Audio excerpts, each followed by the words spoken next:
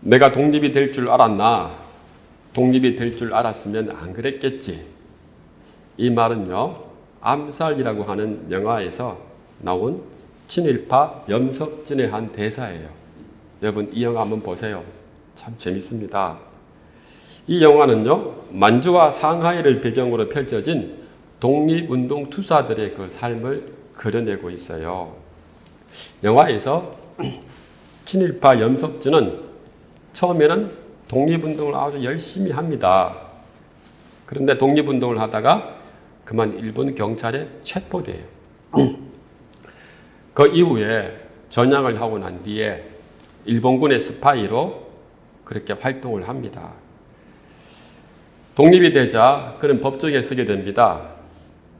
그렇지만은 교묘하게 그 법망을 빠져나가서 대한민국 경찰로서 다시 살아가게 됩니다.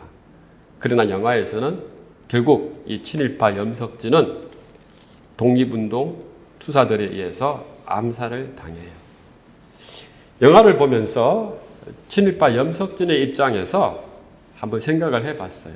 그 마음을 한번 이해를 해보려고 했습니다. 근데 어느 정도는 좀 이해가 됩니다.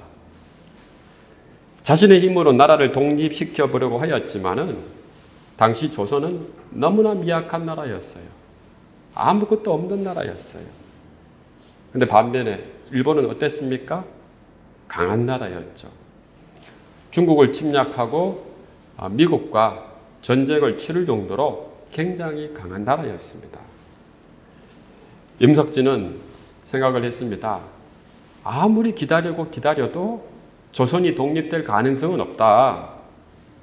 이런 상황에서 살아남기 위해서는 나는 일본 쪽에 붙어야 된다. 이런 생각을 했죠.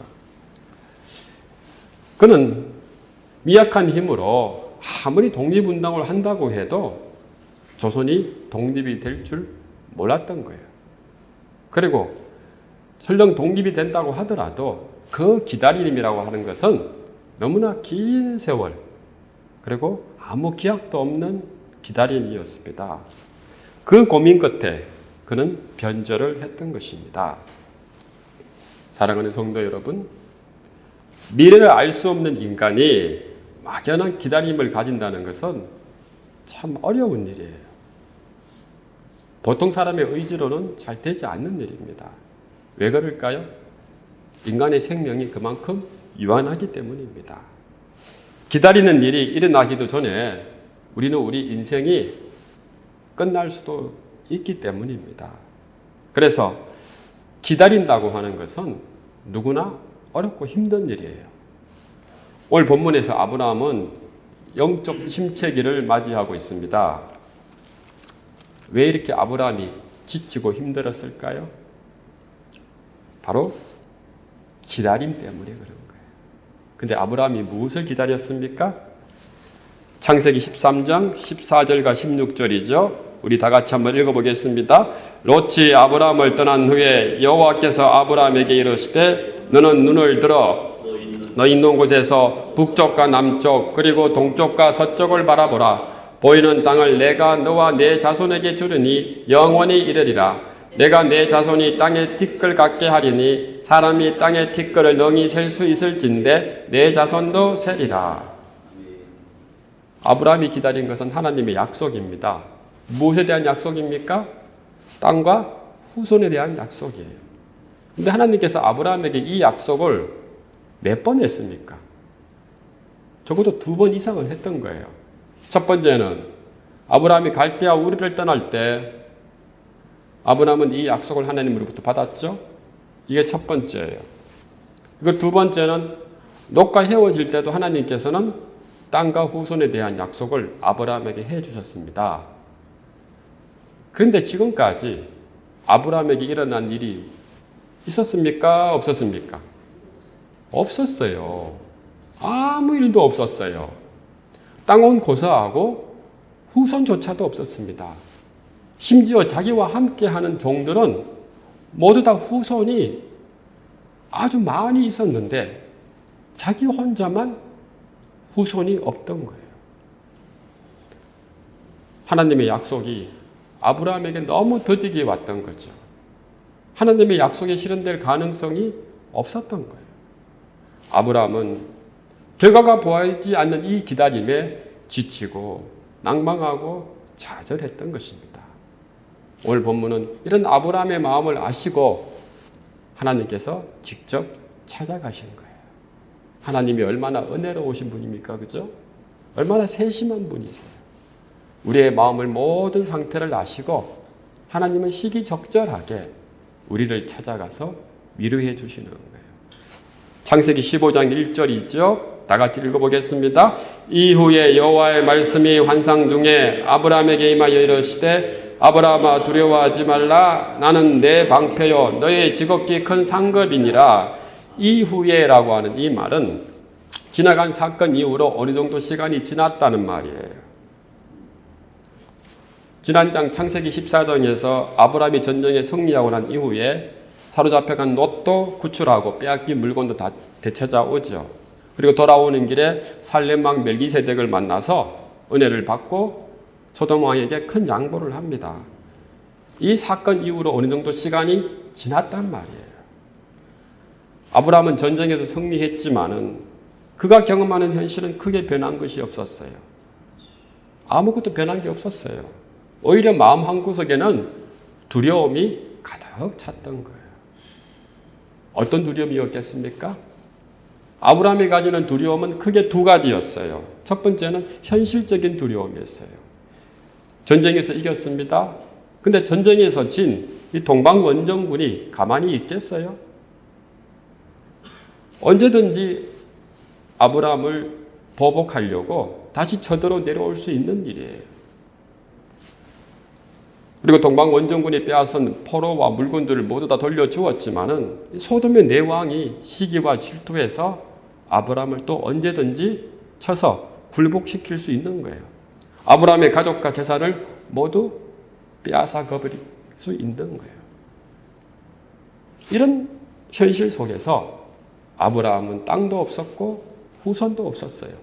아무것도 가진 것이 없었단 말입니다. 아브라함의 두려움이 지극히 당연한 것이죠. 아브라함이 또 두려워했던 그 이유가 무엇입니까? 그 아브라함의 두려움이 어떤 두려움이었습니까? 신앙적인 두려움이었어요. 두 번째가 갈대와 우리를 떠날 때에도 롯과 헤어질 때도 하나님께서는 아브라함에게 땅과 후손에 대한 약속을 분명히 하셨습니다. 그런데 하나님의 약속이 너무 더디 오고 있는 거예요. 오히려 이 약속이 실현되지 않을 가능성까지도 보이는 거예요. 여러분, 우리 삶을 돌아보면은 이럴 때가 참 많죠. 하나님의 존재 자체가 너무 희미하고 보이지 않을 때 우리는 어떻습니까? 저는 두려워해요. 지쳐요. 그리고 어찌해야 될지 몰라요. 이런 아브라함의 모습이나 우리들의 모습이나 별 차이가 없는 거예요. 유한한 인간이 영혼의 시간 속에 살아가는 이 하나님의 약속을 기다린다는 것이 결코 쉬운 일이 아니에요. 더구나 삶의 무게가 더해지고 삶이 지치고 힘들 때 하나님의 약속을 기다린다는 것은 더욱더 힘든 일입니다. 그럴 때 우리는 아브라함처럼 낭망할 수밖에 없는 거예요. 아, 진짜 하나님은 살아있는 분일까? 하나님은 정말 우리와 함께 하시는 분일까? 하나님은 우리 교회와 함께 하시는 분일까? 하나님의 선한 뜻과 의지만을 지금까지 쫓아서 살아왔는데 이 모든 것이 혹시 헛된 것은 아닐까? 여러분, 이런 생각 해본 적 없어요? 저는 해봤어요. 남들은 하나님을 몰라도 하나님 약속 같은 거 없어도 잘 먹고 잘 사는 것 같은데 왜 우리만 이 재단을 지키고 또 하나님의 나라를 위해서 주님의 몸된 교회를 지키며 살아야 될까? 그럴 적에 지치고 낭망하죠. 하나님께서 아브라함의 마음을 아시고 그를 위로하셨어요. 하나님께서는 이렇게 섬세하고 배려가 있는 분이에요. 어떻게 위로하셨을까요? 오늘 그 하나님의 위로가 아주 놀랍습니다. 창세기 15장 1절이죠. 다시 한번 읽어보겠습니다. 이후에 여호와의 말씀이 환상 중에 아브라함에게 임하여 이르시되 아브라함아 두려워하지 말라. 나는 내 방패요 너의 지극히 큰 상급이니라. 하나님께서 먼저 아브라함에게 두려워하지 말라. 히브리어로 알티라라고 하는 말이에요. 이 말은요, 이스라엘 선지자들이 전쟁을 앞둔 왕들에게 승리의 확신을 줄 때 주로 사용하는 말이에요. 거룩한 전쟁을 앞두고 두려움에 떨고 있는 왕과 용사들에게 알티라, 두려워하지 말라, 하나님이 우리와 함께 하신다라고 하는 그런 외침이에요. 하나님께서는 먼저 아브라함에게 두려워하지 말라라고 하셨습니다. 왜? 나는 너의 방패라고 하기 때문입니다. 이 전쟁터 같은 세상에서 내가 너를 방패처럼 보호해 주겠다. 여러분 믿으십니까? 세상 악이 아무리 무성해도, 세상 힘이 우리를 아무리 위협을 해도, 세상 근세가 아무리 교회를 굴복시켜도 우리는 두려워할 이유가 전혀 없습니다. 왜? 하나님께서 우리의 방패 되시기 때문에. 뿐만 아니라 하나님께서 아브라함에게 나는 너의 지극히 큰 상급이니라 라고 얘기하고 있습니다. 이 상급이라고 하는 말이 히브리어로 사카르라고 하는 말이에요. 그 말은 용병의 급료라고 하는 뜻이에요. 월급이라고 하는 뜻이에요. 이 상급이란 말과 분깃이라는 말은 같은 말이에요. 14장에서 아브라함은 소돔왕이 주는 상급을 거절했죠. 오히려 그의 동맹군들이 분깃을 취하였습니다. 아브라함은 동방 원정군들이 소돔과 고모라 사람들에게 빼앗아간 사람과 재산들을 조금도 취하지 않았어요. 사람의 것을 조금에 취하지 않았어요. 하나님께서 이를 귀하게 보신 겁니다. 사랑하는 성도 여러분, 우리가 세상으로부터 분깃을 받고 살아가려고 하지 마세요. 시간이 지나면 세상이 주는 상급은 다 지나가는 거예요. 세상이 주는 돈과 세상이 주는 명예와 세상이 주는 칭찬과 세상이 주는 그 위로의 상급들은 시간이 지나면 다 사라집니다. 우리의 상급은 오직 누구로부터만 와야 됩니까? 하늘에 계시는 하나님으로부터 와야 돼요. 오늘 하나님께서는 아브라함에게 분명히 말씀하셨죠? 나는 너의 지극히 큰 상급이니라. 사랑하는 성도 여러분, 하나님께서 우리에게 주시는 상급이 있어요. 그 상급이 어떤 것일까요? 어떤 것일까? 저는 이 상급 때문에 살고 있어요, 사실은. 베드로전서 1장 3절과 4절이죠. 다 같이 한번 읽어보겠습니다. 우리 주 예수 그리스도의 아버지 하나님을 찬송하리로다. 그의 많으신 국률대로 예수 그리스도를 죽은 자 가운데서 부활하게 하심으로 말미암아 우리를 거듭나게 하사 산 소망이 있게 하시며 썩지 않고 더럽지 않고 쇠하지 아니하는 유업을 있게 하시나니 곧 너희를 위하여 하늘에 간직하신 것이라. 썩지 않고 더럽지 않고 쇠하지 아니하는 유업이 우리에게 있다. 이것이 무엇이라고요? 하나님께서 우리에게 주시는 상급이다. 사랑하는 성도 여러분, 우리에게 이 상급이 있음을 꼭 믿으시기 바랍니다. 그러자 아브라함이 하나님께 말하였습니다. 창세기 15장 2절이죠. 다 같이 읽어보겠습니다. 아브라함이 이르되 주 여호와여 무엇을 내게 주시려 하나이까? 나는 자식이 없사오니 나의 상속자는 이 다메섹 사람 엘리에셀이니이다. 나는 자식이 없으니 나의 상속자는 이 다메섹 사람 엘리에셀입니다. 아브라함의 두려움이 잘 드러나 있죠? 아브라함의 불만이 잘 드러나 있죠? 하나님께서 아브라함에게 큰 우수를 주겠다고 약속했지만은 아브라함은 자식이 없자 나름대로 자기의 대안을 만든 거예요. 오늘 본문에 자식이 없사오니 라고 하는 히브리어가 할라카 아리리라고 하는 말이에요. 이 말은 자식을 낳지 못하고 이제 나는 죽을 것이다 라고 하는 거예요. 여러분, 이 정도 상황이면은 아주 절망적이죠? 아무리 기다려고 기다렸지만은 후손이 없는 거예요. 이제는 자기가 죽을 시간이 점점 가까워 오는 거예요. 자기 인생이 너무 유한하다는 것을 아브라함은 너무나 잘 알고 있었던 거예요. 후손도 없이 땅도 없이 죽어야 되는 그 두려움 속에 아브라함은 지치고 낭망할 수밖에 없는 거예요. 그래서 하나님께 대안을 제시한 거예요. 주께서 내게 씨를 주지 않았으니 내 집에서 길러온 자가 나의 후사가 될 것이다.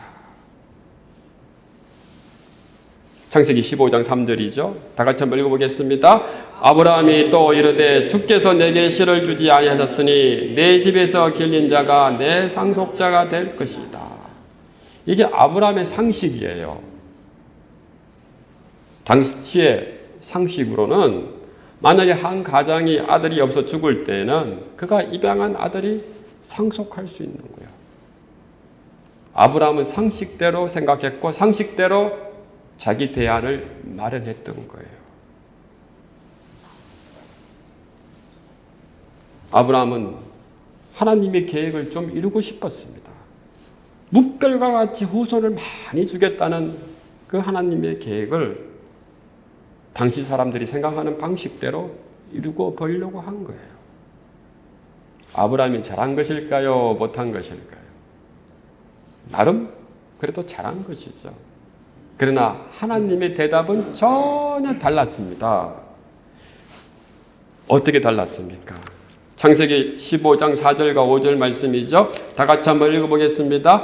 여호와의 말씀이 그에게 임하여 이르시되 그 사람이 내 상속자가 아니라 내 몸에서 날 자가 내 상속자가 되리라 하시고 그를 이끌고 밖으로 나가 이르시되 하늘을 우러러 무뼈를 셀 수 있나 보라. 또 그에게 이르시되 내 자손이 이와 같으리라. 그 사람은 내 상속자가 아니다. 내 몸에서 날 자라야 후사가 될 것이다.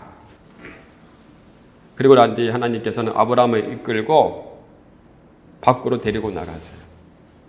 그리고 하늘의 별들을 보게 하십니다. 내 자손이 이와 같으리라. 이 상황에서 아브라함이 경험한 것을 한번 상상해 보세요. 아브라함은 지금 근심과 두려움과 불만에 가득 차 있었어요. 자기 생명이 위협받는 것에 대한 두려움, 그리고 후손이 없다는 것에 대한 본능적인 아쉬움과 안타까움 속에서 마음이 지치고 힘든 상태였어요. 유한한 인간이 가지는 그 모습을 아브라함은 그대로 다 가지고 있었던 거예요. 그런데 하나님께서는 아브라함에게 어떤 대답을 주십니까? 어떤 시기와 장소를 특정하여 대답하지 않고 그저 밖으로 데리고 나가서 하늘에 떠 있는 뭇별을 보게 하시는 거예요. 여러분, 뭇별을 셀 수 있습니까? 인간의 그 계산법으로 뭇별을 셀 수 있어요? 결코 셀 수 없는 거예요. 하나님께서는 유한한 아브라함에게 무한한 하나님의 차원을 보게 하신 것입니다. 순간 아브라함은 깨달았습니다. 아, 이것이 바로 하나님의 영역이구나. 아, 이것이 바로 하나님의 시간이고 하나님의 공간이구나. 아브라함은 하나님의 시간과 인간의 시간이 다르다는 것을 그때 깨달은 거예요. 하나님의 공간과 인간의 공간이 다르다는 것을 깨달은 거예요. 그것을 통해서 하나님은 위대하시고 놀라우신 분이다 라고 하는 하나님의 거룩성을 체험한 거예요. 시편의 기자는 이 하나님의 놀라운 전지전능함에 대해서 이렇게 이야기하고 있습니다. 시편 90편 4절 있죠. 주의 목전에는 천년이 지나간 어제 같으며 밤의 한순간 같을 뿐임이니이다. 아브라함의 입장에서는 후손을 기다린 세월이 너무나 오랜 기다림의 세월이었지만은, 그래서 하나님의 약속이 이루어지지 않을 것처럼 보였지만은 하나님의 약속은 모든 인간의 생각을 뛰어넘는 차원이라는 거예요. 사랑하는 성도 여러분, 아브라함에게 주신 하나님의 약속이 이루어졌습니까? 안 이루어졌습니까? 결국엔 다 이루어졌죠. 마태복음의 첫 구절에서 아브라함은 모든 믿는 자의 조상으로 표현되고 있습니다. 오늘날 많은 하나님의 자녀들이 가지는 믿음의 조상이 누굽니까? 바로 아브라함. 갈라디아서 3장 7절 말씀이죠. 그런즉 믿음으로 말미암은 자들은 아브라함의 자손일 줄 알지어다. 죽는 사람들까지 다 합하면 저 하늘의 무별만큼 많은 수의 영적 믿음의 자손이 생긴 거예요. 아브라함은 살아생전에 이 일을 생각할 수 없은 겁니다. 그렇지만 하나님께서 아브라함에게 무별을 보여줬을 때 아브라함은 하나님의 그 거룩함을 체험한 거예요. 영적으로 다시 깨달은 거예요. 그리고 난 이후에 아브라함의 마음이 다시 회복된 겁니다. 모든 걱정등이 봄에 눈 녹듯이 다 사라진 거예요. 사랑하는 성도 여러분, 올해 한 해를 살아가는 것이 두려워요? 걱정이 돼요? 근심이 돼요? 걱정하지 마세요. 하나님께서 여러분과 함께 하실 줄 믿으시기 바랍니다. 우리가 하나님의 그 거룩한 속성에 잠시라도 머물게 되면 이 세상의 걱정과 근심과 두려움은 모두 사라집니다. 사랑하는 성도 여러분, 오늘 이 시간 아브라함에게 하늘의 무별을 보여주신 그 하나님의 전지전능함에 대해서 항상 찬양하는 저와 여러분 되시기를 바랍니다. 아브라함이 드디어 하나님의 약속을 믿었습니까? 안 믿었습니까? 믿었죠. 창세기 15장 6절이죠. 다 같이 한번 읽어보겠습니다. 아브라함이 여호와를 믿으니 여호와께서 이를 그의 의로 여기시고. 아브라함은 이해할 수 없었어요. 자신의 계산과 판단을 넘어서 그저 하나님께서 살아 역사하시는 분이라는 것만 믿었습니다. 여러분, 구약성경에서 그가 믿었다는 것은 어떤 사람을 의지한다, 상대방의 메시지에 대해 신임하고 그것이 진실이고 믿을 수 있는 것으로 인정한다라고 하는 뜻이에요. 아브라함은 하나님의 거룩함을 체험하고 그 거룩함 앞에 압도되어서 하나님께 굴복되었던 거예요. 하나님께 굴복하여서 하나님께서 계획하시고 섭리하시는 것에 대한 모든 것을 믿었던 것입니다. 여러분, 이것이 바로 뭡니까? 믿음이에요. 비록 지금은 이루어진 것이 없고 아무것도 보이지 않았지만 아브라함은 하나님을 믿었고 하나님을 신뢰했던 거예요. 사도 바울은 로마서 4장 18절에 그 아브라함의 믿음에 대해서 어떻게 이야기하고 있습니까? 다 같이 한번 읽어보겠습니다. 아브라함이 바랄 수 없는 중에 바라고 믿었으니 이는 내 후손이 이 같으라 하신 말씀대로 많은 민족의 조상이 되게 하려 하심이라. 바랄 수 없는 중에 바라고 믿었다. 이 말이 무슨 뜻입니까? 인간의 계산으로는 도저히 안 되는 것인데, 사람의 생각으로는 도저히 이해할 수 없는 것인데, 그럼에도 불구하고 바라고 믿었다. 하나님께서 아브라함에게 이 믿음을 주신 이유는 하나님의 약속처럼 아브라함을 믿음의 조상이 되게 하라는 하나님의 의지가 있었기 때문입니다. 사랑하는 성도 여러분, 아브라함의 믿음은 아브라함 스스로 갖게 된 겁니까? 결코 아니에요. 하나님의 은혜로 가능한 것입니다. 하나님은 아브라함이 바랄 수 없는 것을 믿을 수 있게 은혜로서 이끌어 주셨던 것이죠. 이것이 바로 의다라는 거예요. 사랑하는 성도 여러분, 믿음이 바로 의로움입니다. 의로움은 그 자체가 바로 뭡니까? 믿음이에요. 우리가 착하게 살고 선한 양심을 가지고 산다고 해서 믿음이 생기는 것이 아닙니다. 오늘 아브라함처럼 하나님의 약속을 믿고 그 믿음에 모든 것을 다 의지해야지. 그것이 바로 무엇이 됩니까? 의로움입니다. 이런 믿음이 사람에게 주어지는 게 아니에요. 하나님께서 우리에게 은혜로 주시는 것입니다.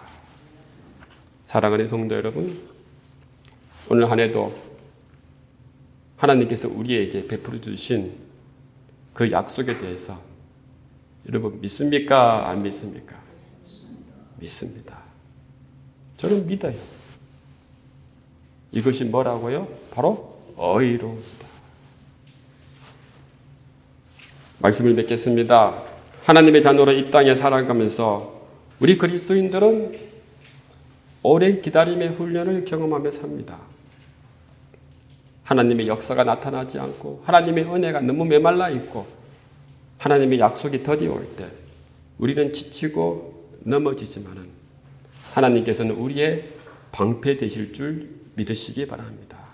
하나님께서 우리에게 큰 상급이 되실 줄 믿습니다. 사랑하는 성도 여러분, 아브라함의 믿음과 의가 하나님의 은혜로 이루어졌듯이 우리가 하나님의 자녀로서 믿음을 가지고 사는 것은 오직 주님의 은혜일 줄 믿습니다. 오늘 이 시간 하나님의 약속을 바라보면서 살아가는 일에 늘 깨어서 하나님과 함께 동행하는 저와 여러분 되시기를 바랍니다.